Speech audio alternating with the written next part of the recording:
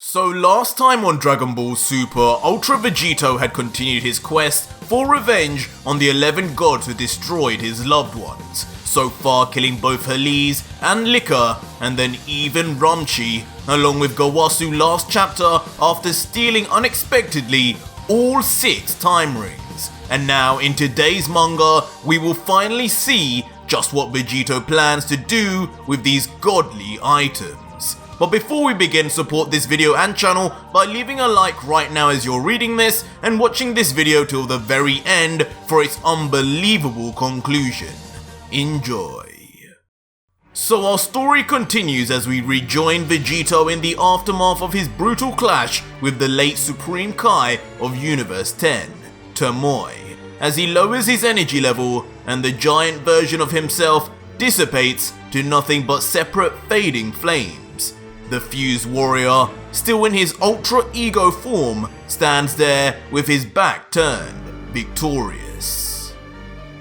Now standing over what can only be described as a bloody mess of mush, Ultra Vegito has a stern but emotionless look on his face as the thrill of the fight has now ended and he shows an ounce of respect to the god he, though killed, at least gave the opportunity to see the afterlife, saying, "You Supreme Kai types have a bad habit of fighting battles you can't win. You should have known better, but I respect your courage. May you one day return to the living world with a new and improved god of destruction to work with." As Vegito is left with his thoughts, he continues in his mind, 3 gods of destruction now dead, only 8 remain. And just before that pink slop died, he mentioned one of the gods being even stronger than Beerus. As easy as I think ridding the multiverse of these gods will be, I can't grow complacent. I still don't know when Zeno or the Grand Priest will even turn up either.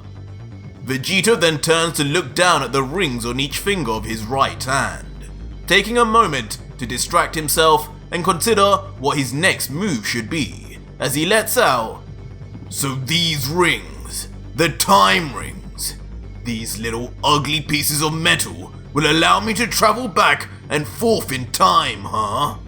And maybe even before I killed Beerus. Maybe before I had to do all of this in return."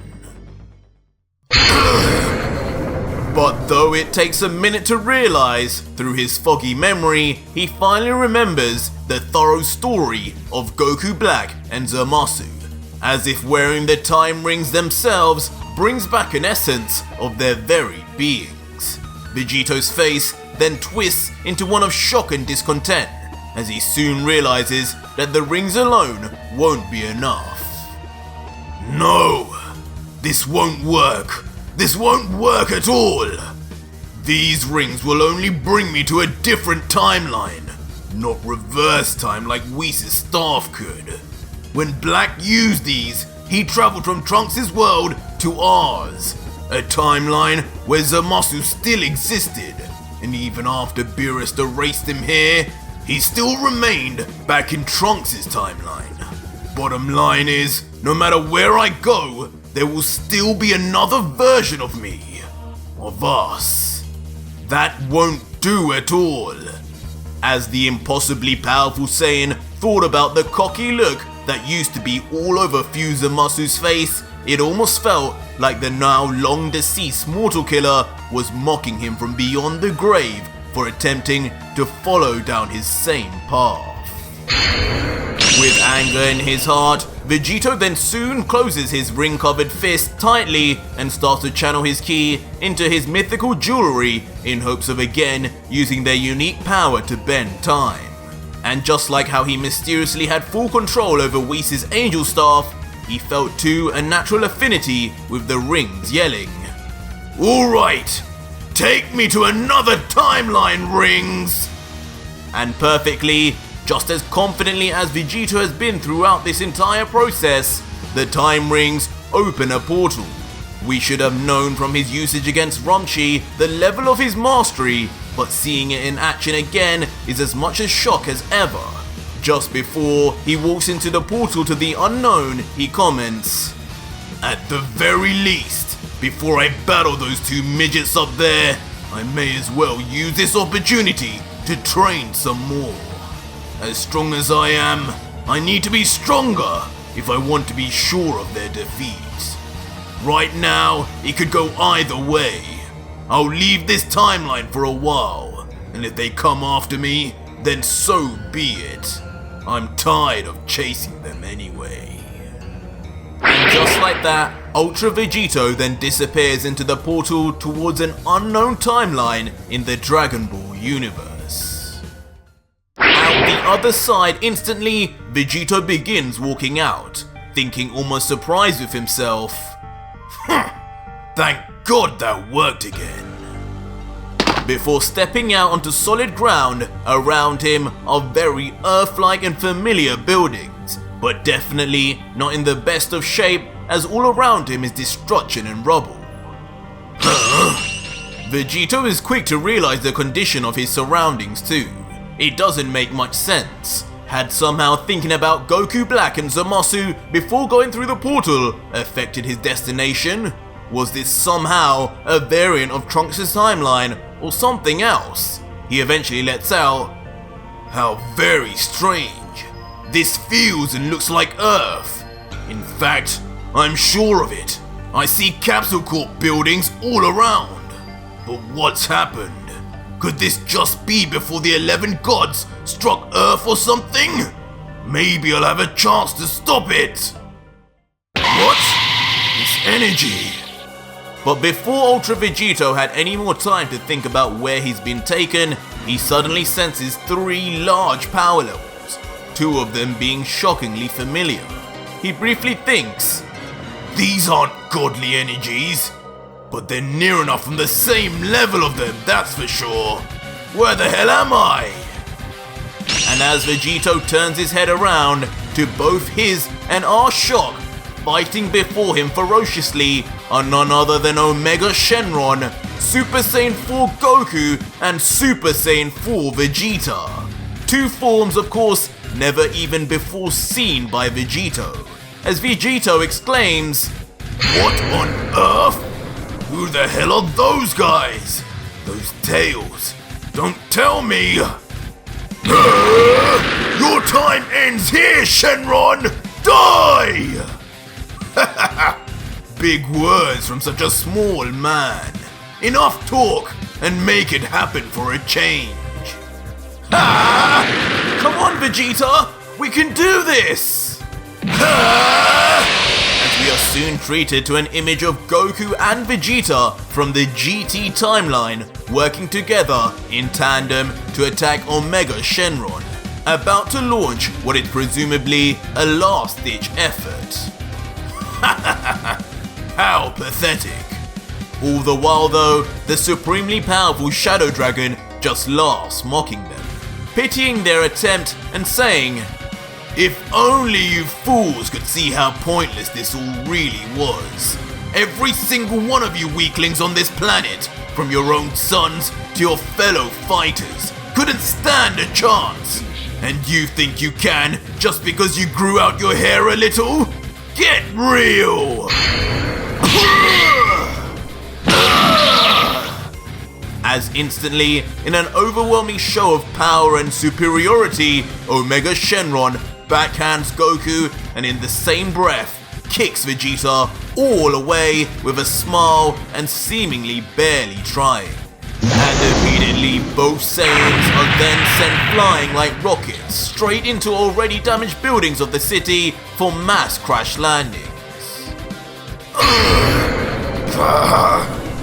And with the two still conscious, but covered in bruises and cuts, they remain now buried like casts within the walls of the rubble they were slammed into. Barely able to even open both his eyes, Goku then mutters, "Vegeta, listen to me. Shenron is way too strong now. Each of those Dragon Balls inside him have given him the strength of all the Shadow Dragons that came before him. 2 Super Saiyan 4s or not, we'll never beat him like this separately. We need to fuse! It's the only way! But of course, Vegeta is furious at the suggestion of using fusion as their trump card. Like always, his gut reaction is that he'd rather die than ever fuse with Kakarot for another minute of his life. Only if things truly got dire would he ever even consider, as he responds, "Forget it, Kakarot! We haven't even got those damn Potara earrings anymore! And if you're suggesting for even a minute I do that damn ballet dance to fuse, then you've got another thing coming. Just stop your babbling and focus on the battle in front of us. From Cell to Majin Buu, we've had our backs against the wall and come through before. Just keep fighting. I'm sure one of us will figure out a way to beat him eventually. If not you, it'll be me." While the two argue though, Omega Shenron stands there and laughs with his arms folded across his chest. He's by far the strongest person this version of Goku and Vegeta have ever met, and he's barely even fazed by their attempts to battle him so far. So it's doubly amusing for him to hear their futile plans to take him down as he calls out, "Ha ha ha! You two really are helpless. You spent all these years, decades even, using the Dragon Balls, using our powers for your benefit. And now when the toll has to be paid, you've come up severely short. When will you two just accept your deaths and give up already? Or at least bring one of your other friends to make this even slightly more challenging. Hey you! Mind if I join in then? You look pretty strong." As from behind Omega Shenron, a familiar voice calls out and reveals himself to us to be Ultra Vegito, wielding his angel staff and now meters away from the dragon. Omega reacts in confusion and says, "Who the hell is that? And why couldn't I sense his energy? Was his power level just that low?" But standing there tall with a sinister and confident smirk, Ultra Vegito stares now head on at Goku and Vegeta and asks further, "Yo, do you guys mind if I join in here? I'm looking for a little warm-up before dinner. This catfish looking dude seems like just the appetizer I've been waiting for." The oblivious Goku, as you'd expect, is instantly excited at the new warrior in the ring, and cracks a smile after sensing just how confident this mysterious fighter is. He can't even sense his power level, but just looking at him, he knows he's strong. Whoa! Well, maybe we won't need to fuse after all. Who is that guy?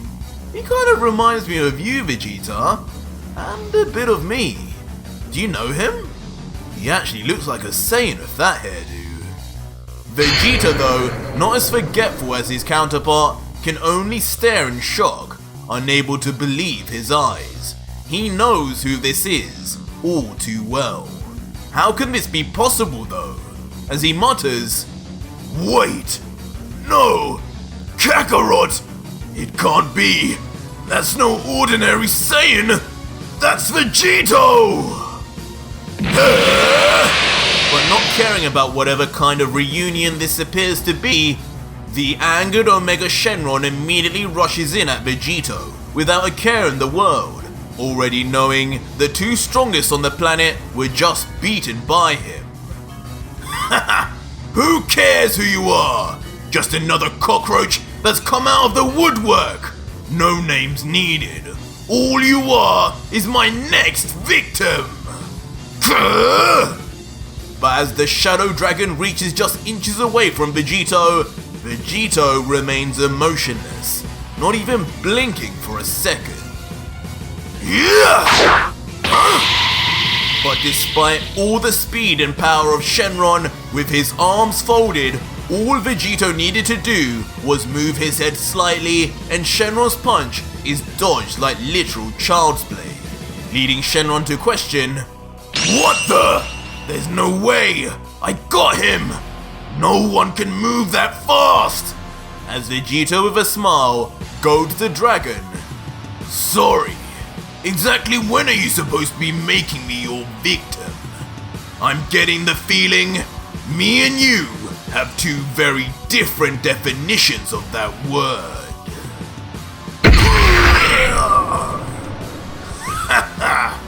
Allow me to show you mine. As brutally, Ultra Vegito violently punches his arm straight through Omega Shenron's torso. His punch being so powerful, not even the dragon's scaly flesh being able to contain his strength. How? What have you done? And with an incredibly borderline evil and demonic look now on Vegito, he grins, taking pleasure in the dragon's obvious pain and misery, and replies, What do you mean? I told you I needed a warm-up. Where better to feel some warmth than inside a dragon's belly? Don't you guys breathe fire or something like that? But just moments after saying that horrid line, Vegeta removes his arm just as fast and just as painfully from Shenron's body, now covered in his dark blood before... I'll be taking these too! And just like that, in a display of speed identical to when he stole the time rings, Ultra Vegito grabs onto each of the Dragon Balls on Shenron's chest, and leaves them now missing. The Omega Shenron has now had all 7 Dragon Balls ripped off by force, losing all and every source to his power. Shenron meanwhile can barely even react, in shell shock from just the fact a being has randomly arrived and overpowered him by such a margin. He just remains silent, not yet even processing the pain, until... What have you done to me? This isn't what was supposed to happen! Who are you? No! As not only does the pain and realization soon all come at once to the Shadow Dragon, but soon enough, he too, with all the Dragon Balls that made up his existence now removed, vanishes into thin air, never to be seen again. See you later, catfish. Vegito is then left smirking, as he is seemingly after every fight he engages in due to his constant win streak.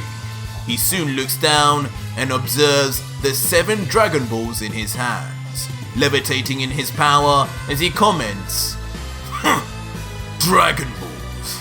How sad they no longer exist in my timeline. But even worse, what the gods did was so bad, not even their power could have undone any of it. But soon, Vegito turns his eyes to the 2 Saiyans in the back and continues, But those 2, looks like they've yet to go through anything like we have.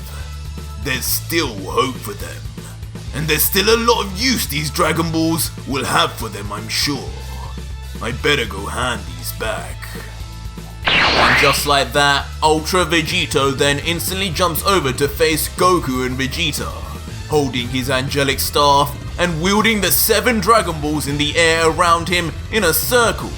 He appears almost like a god, and that look on his face unchanged from his recent battle with Shenron, making it unclear to anyone yet whether he is truly friend or foe. Until... Hey! You guys got any food around here? I'm starving! Instantly reverting back to his face that can only be described as Goku's, as he lets out the most Goku line ever. You're kidding me. Leaving both GT Goku and Vegeta in a state of both relief and confusion. But that was it for today's video, guys, and if you made it this far, leave me a hashtag Omega in the comments down below, and let me know how you think this story should go now that Vegito has begun entering the other timelines of Dragon Ball. But also, if you need to see the next chapter of this story early, you can do so right now by joining my Patreon for just $3, where you not only fund the next chapter, but also receive a ton of manga goodies shipped straight to your address in return too. But if you just want to see more of my signature style of content, just click on one of these two videos on the right now. Until next video, guys, cheers.